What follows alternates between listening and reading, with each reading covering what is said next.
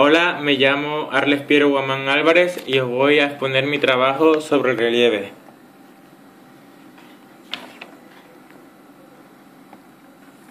En el índice podéis ver los puntos que os expondré en mi trabajo, que son introducción, qué es el relieve, cómo puede ser, esfuerzos en el relieve, qué pueden formar estos esfuerzos, pliegues y fallas, agentes que deforman el relieve, procesos externos, procesos internos, isostasia, orogenia andina, orogenia alpina, cómo afecta el relieve al ser humano, peligros y fósiles, cómo afecta el ser humano al relieve, conclusión, la bibliografía de imágenes y la bibliografía de páginas web.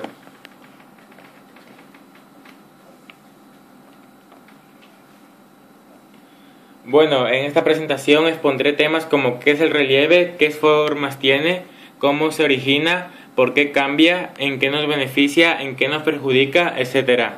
Esto nos ayudará a conocer un poco mejor el mundo en el que vivimos y a saber por qué suceden todas esas cosas que desconocemos de nuestro alrededor y nos preguntamos por qué.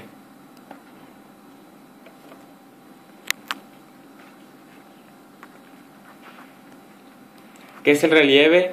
¿Cómo puede ser? El relieve es cualquier zona de la extensión que se desee que podemos observar de la superficie terrestre. El relieve puede ser de dos tipos: relieve terrestre, que alude a las formas que tiene la corteza terrestre o litosfera en la superficie, como se puede apreciar en la imagen. O relieve oceánico, que se considera al manto de tierra que se encuentra al fondo de los océanos.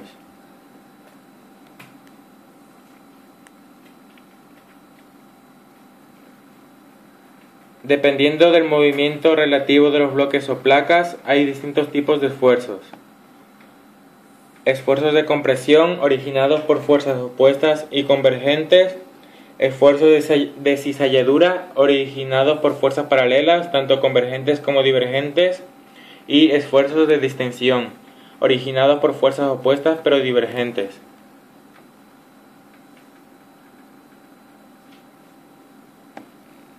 ¿Qué pueden formar estos esfuerzos? Pueden formar plegamientos. Suceden cuando se somete a un material plástico a fuerzas de compresión y se deforma en una serie de ondulaciones. Son deformaciones continuas en las que se altera la masa rocosa, mientras que en las fallas la deformación se concentra en las superficies de fractura, pero no afecta directamente a los bloques. El cauce del río Borosa entre la piscifactoría y la Serrada de Elías permite observar un conjunto variado de pliegues.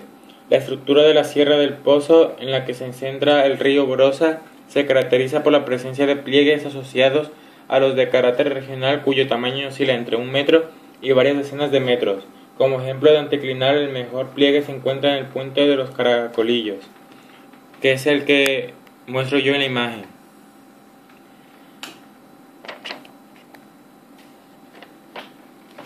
Hay otros tipos de pliegues en la Sierra de Cazorla, como es el de esta imagen, que es un plegamiento sinclinal abierto.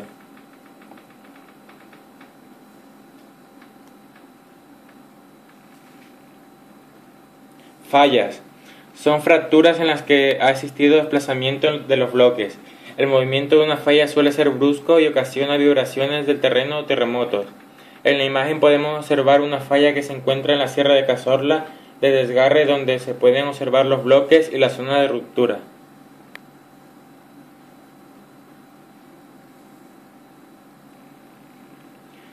¿Qué es lo que deforma el relieve? Lo que deforma el relieve pueden ser dos cosas: agentes geológicos externos cuyo motor es la energía del sol y que modelan el relieve destruyéndolo, es decir, rebajando las zonas altas, rellenando las bajas. Son el agua, el viento y el hielo.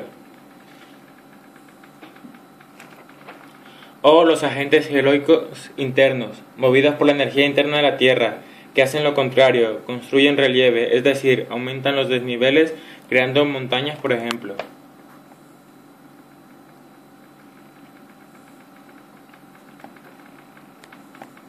Los agentes externos producen los procesos externos, que son la meteorización, Se llama meteorización a la descomposición de minerales y rocas que ocurre sobre o cerca de la superficie terrestre cuando estos materiales entran en contacto con la atmósfera, hidrosfera, la biosfera y por supuesto el hombre, originando por meteorización química determinadas rocas como la caliza solubles en agua. Es lo que se demuestra en esta imagen.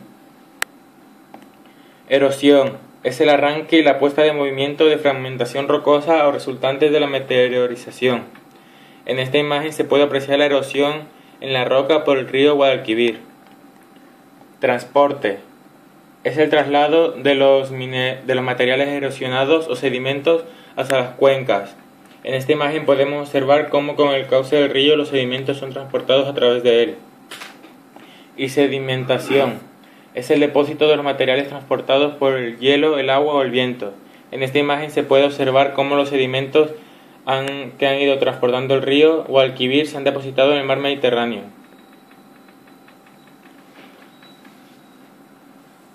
Los agentes internos son los que producen los procesos internos. El magmatismo son las rocas que deberían estar fundidas a tales temperaturas en el manto, pero que al estar sometidas a tales presiones su punto de fusión es elevado, por lo que están en estado sólido. Aún así la fusión puede producirse por diferentes motivos: un aumento de la temperatura, un descenso de la presión, la presencia de fluidos como el agua. Metamorfismo son los tipos de rocas que han ido formadas mediante un proceso llamado metamorfismo, que consiste en los cambios sufridos de estas rocas en la disposición de sus minerales. Pueden formarse en zonas de subducción o en zonas de colisión continental.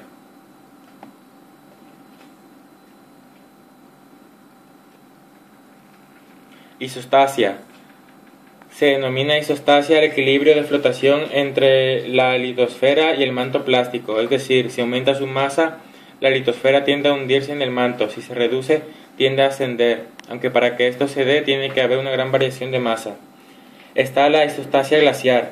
Como se demuestra en la imagen de la diapositiva, podemos apreciar cómo la masa del glaciar, al ser más pesada que el material plástico del que está compuesto el manto, por lo que se crea un hundimiento en la corteza. Más tarde, al producirse la fusión del glaciar, el hundimiento producido anteriormente tenderá a recuperar el estado inicial, al tratarse de un material plástico. Y la isostasia montañosa. Como se demuestra en la imagen de la diapositiva, podemos apreciar cómo la masa de la cordillera, al ser más pesada que el material plástico del que está compuesto el manto, crea un hundimiento en la corteza. Más tarde, al producirse la erosión de la cordillera, el hundimiento producido anteriormente tenderá a recuperar el estado inicial, al tratarse de un material plástico.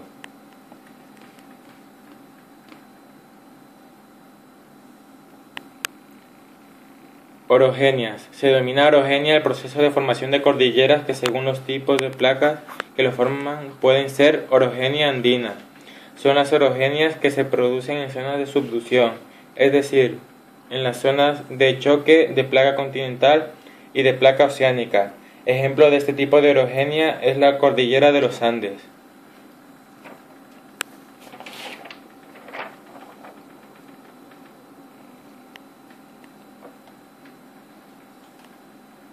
Orogenia alpina. Son las orogenias que se producen en zonas de colisión continental, es decir, en las zonas de choque de placa continental con otra también continental. Ejemplo de este tipo de orogenia es la cordillera de los Alpes.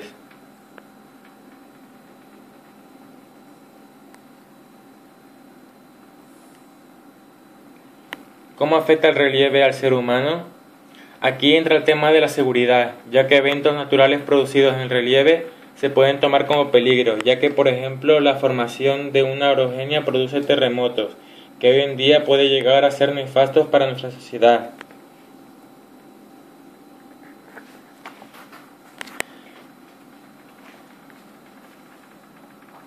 Pero no todo es malo, ya que el relieve nos ayuda en un elemento muy importante de los humanos, y es el estudio de la Tierra en general, como por ejemplo fósiles.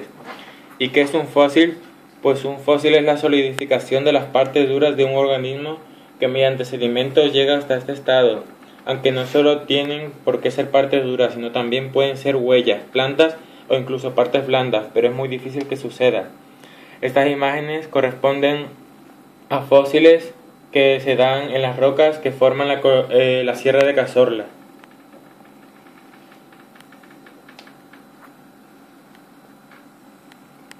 ¿Cómo afecta al ser humano el relieve?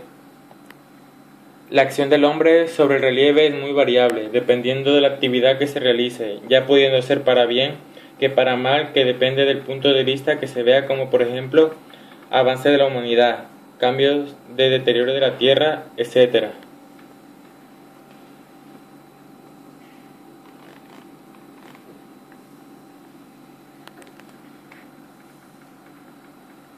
Y para terminar mi exposición, voy a redactar mi conclusión. Mi conclusión respecto a este trabajo es que después de haber escuchado tanta información, hemos llegado a aprender mucho más del mundo en que vivimos. Ya sabemos el porqué de los terremotos, cómo se originaron cordilleras de nuestro propio país, para qué utilizamos los fósiles, qué es lo que hace el río de Guadalquivir, etc.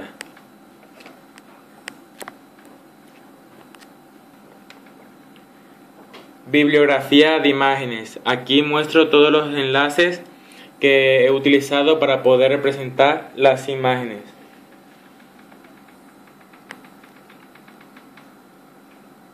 Bibliografía de enlaces. Aquí están todos los enlaces de las páginas en las que he buscado la información. Y bueno, este ha sido mi trabajo de exposición sobre del relieve de biología.